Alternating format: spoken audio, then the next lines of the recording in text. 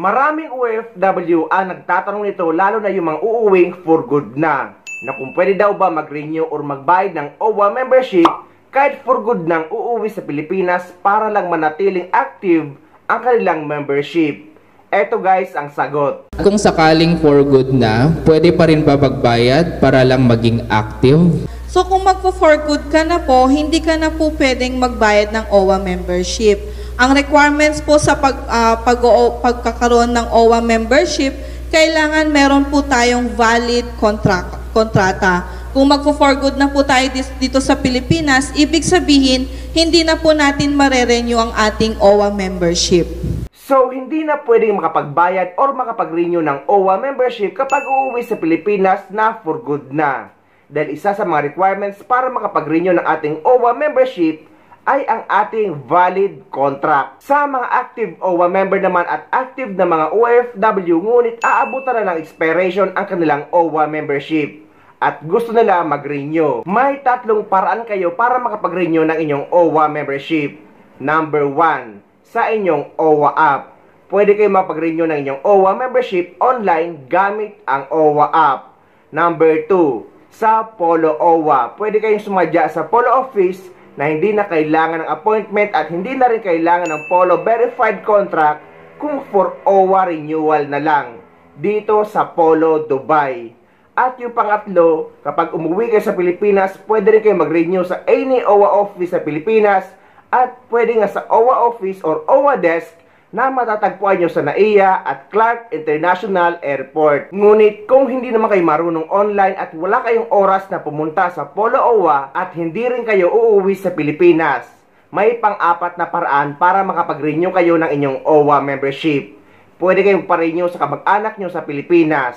Paulit-ulit ko na ipapakita ito pero marami pa rin mga OFW na hindi ito alam. So, isisend nyo lang sa kamag-anak nyo sa Pilipinas ang mga dokumento nyo gamit ang Messenger, WhatsApp o kaya naman ay email. Yung mga OFW natin na gustong magpabayad, yung mga walang panahon pumunta sa embassy para personal na magbabayad at gusto nilang i-renew ang kanilang OWA membership, eto lang po ang requirement, simpleng-simple lang.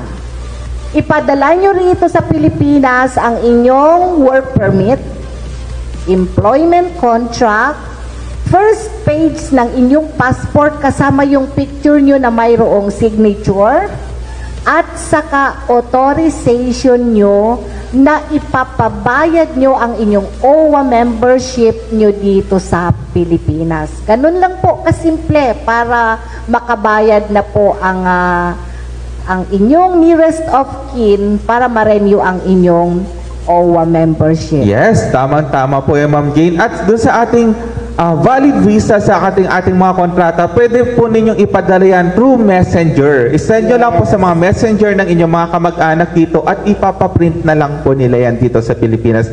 Hindi nyo na po kailangan i-courier. Through Messenger na lang po yan or email. Ayan.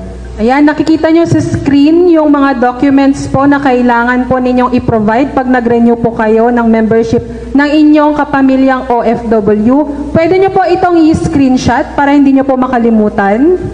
Ugaliin natin mag-renew ng ating OWA membership kada 2 taon dahil 1,400 pesos lang yan for 2 years membership natin sa OWA.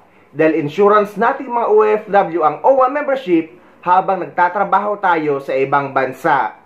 At ang magandang paliwanag dito, kung mahal mo ang pamilya mo, lalo na kung may pinag-aaral kang anak, ay dapat kailangan nyo mag-member sa OWA dahil hindi natin alam ang buhay dito sa ibang bansa.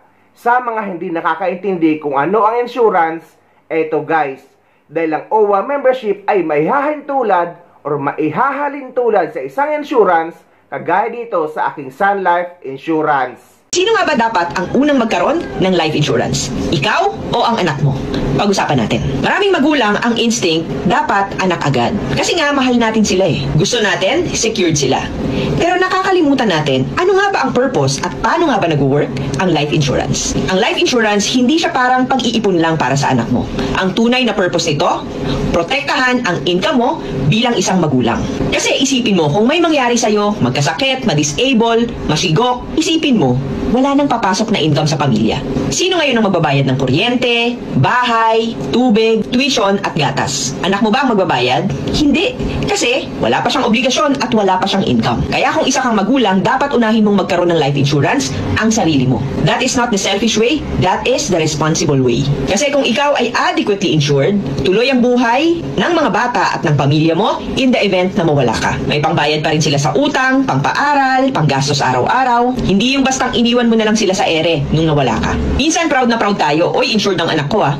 Pero ikaw bilang isang magulang, hindi ka insured. Protektahan mo muna ang sarili mo dahil para rin to sa mga anak mo. At sa totoo lang, 90% ng breadwinners dito sa Pilipinas ay underinsured pa din. Kaya madalas pag nawala sila, naiwan na lang ulit yung pamilya na hirap ulit mag-umpisa. So parents, ask yourself, protected ka ba adequately?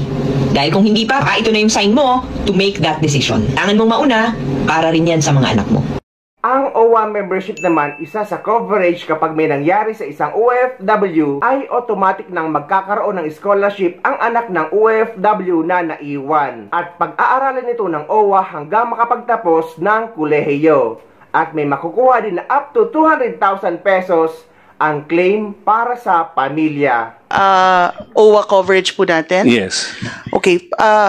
Your Honor, Madam Chair, una po sa lahat, ang membership contribution po ng OWA ay $25 since 1982 po. Hindi po na iba ito. Ngayon po, nadagdagan po ang mga benepisyo. So ngayon po, meron po tayong social benefits. Una po sa lahat. Sa mga miyembro po ng OWA, meron pong accidental death and natural death coverage. Accidental death in the amount of 200,000. Natural death, 100,000. Meron pong burial benefit na 20,000. Ito po yung sa parang mala insurance coverage po ng OWA membership.